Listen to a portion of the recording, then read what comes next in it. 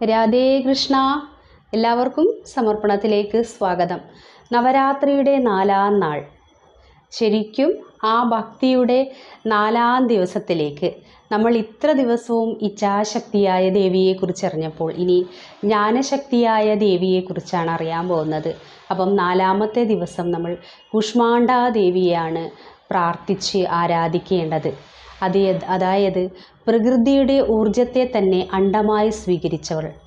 ഉമയുടെയും മഹേശ്വരൻ്റെയും വിവാഹശേഷം ശരിക്കും ആ ദേവി ഈ പ്രകൃതിയെ തന്നെ സൃഷ്ടിക്കുന്നവളായി, പ്രകൃതിക്ക് തന്നെ അനുഗ്രഹം ചൊരിയുന്നവളായ കുഷ്മാണ്ഡാ ദേവിയുടെ ഭാവത്തിൽ 8 കൈകളോടുകൂടി വിരാജിക്കുന്നു. ദേവിക്ക് ഇഷ്ടമുള്ള നിറം എന്ന് പറഞ്ഞു കഴിഞ്ഞാൽ ഓറഞ്ചാണ്. അതേപോലെ ഇഷ്ടമുള്ള പുഷ്പം നിവേദിക്കേണ്ടത് ചുവന്ന പുഷ്പങ്ങളാണ്. ആ ആദിത്യ മണ്ഡലത്തിൽ, അതായത് സൂര്യദേവൻ്റെ മണ്ഡലത്തിൽ വസിക്കുന്നവളാണ് കുഷ്മാണ്ഡാ ദേവി. ആദിത്യകാലം ബുദ്ധിമുട്ടിപ്പിക്കുന്നവർക്കൊക്കെ തന്നെ കുഷ്മാണ്ഡാ ദേവിയെ പ്രാർത്ഥിക്കുന്നത് വളരെ വളരെ വിശേഷമാണ്. നമ്മുടെ ചുറ്റിലുമുള്ള എല്ലാ നെഗറ്റീവുകളെയും, എല്ലാ ചീത്തയായ എല്ലാ ഭാവങ്ങളെയും എരിച്ചു കളയുന്നവളായ, പ്രകൃതിയെ തന്നെ സമ്പൽ സമൃദ്ധമാക്കുന്ന, സൃഷ്ടിക്കപ്പെടുന്നവളായ ആ ജഗദീശ്വരിയാണ് നമ്മൾ ഇന്നത്തെ ദിവസം ആരാധിക്കേണ്ടത്.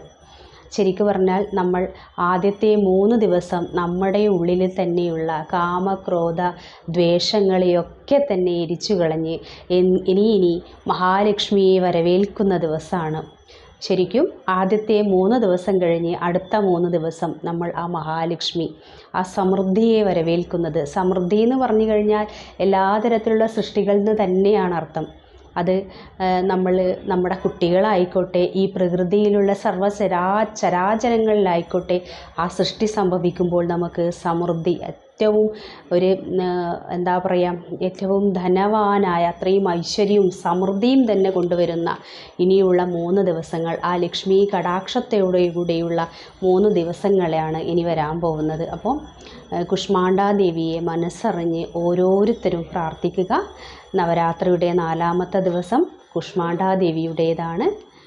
മനസ്സറിഞ്ഞ് എല്ലാവരും നല്ല രീതിയിൽ വ്രതം ആചരിക്കുക, ഗ്രന്ഥപാരായണം ചെയ്യുക, കഴിയുന്നതും ക്ഷേത്രങ്ങളിലൊക്കെ തന്നെ ദർശനം നടത്തുക.